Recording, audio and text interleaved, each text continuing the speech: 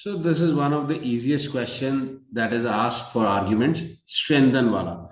अब इसमें क्वेश्चन दिया हुआ है, आप पढ़ लीजिए पॉज करके।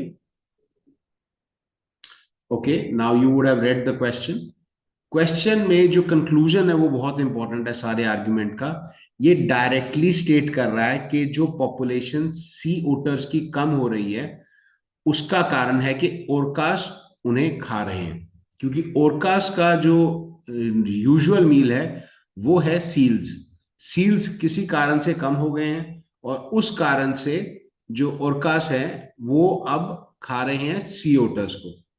दूसरी इंपॉर्टेंट बात जो यहाँ पे याद रखने वाली है वो ये मेंशन्ड है कि कोई भी मैल न्यूट्रिशन या डिजीज का सिम्टम नहीं है उस आइलैंड पे। अगर हम सारे ऑप्शंस को चेक करें तो कौन सा इसको स्ट्रेंथन करेगा, तो उसमें आंसर इसका हम बाद में देखते हैं, पहले देखते हैं गलत चॉइसेस कौन सी हैं। अगर हम ई ऑप्शन एको ऑप्शन देखें तो वो इसीलिए गलत है क्योंकि एज मेंशन कोई डिजीज या मैल न्यूट्रिशन नहीं है। So how come they can suffer from shortage of food, क्योंकि अगर शॉर्टेज ऑफ फूड होगी तो फिर सील्स में भी मैल न्यूट्रिशन होनी चाहिए, बट वहां पे आइलैंड पे कहीं रिपोर्ट नहीं किया गया कि कोई डिजीज है या मैल न्यूट्रिशन है। एको ऑप्शन रूल आउट हो गया। डेल्टा ऑप्शन कहता है कि population of orcas has declined.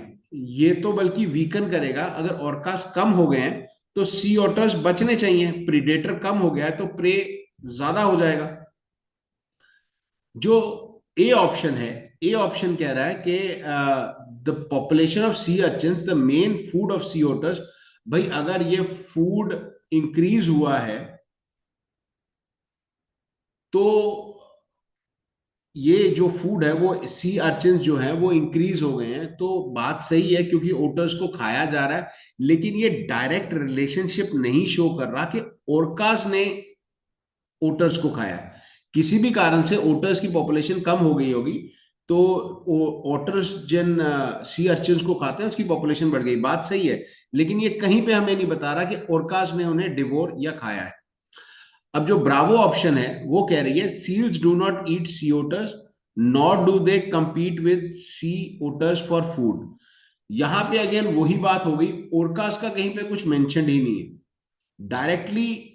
अगर वैसे भी अगर हम देखें कि सील्स नहीं compete कर रही हैं या सील्स नहीं खा रही हैं सी ओटर्स को, कोई और ऑर्गेनिज्म भी तो खा सकता है, कोई और बड़ा फिश या कुछ और भी खा सकता है। तो यहाँ पे again the main thing orcas जो प्रेडेट कर रहा है, जो खा रहा है, वो मिसिंग है।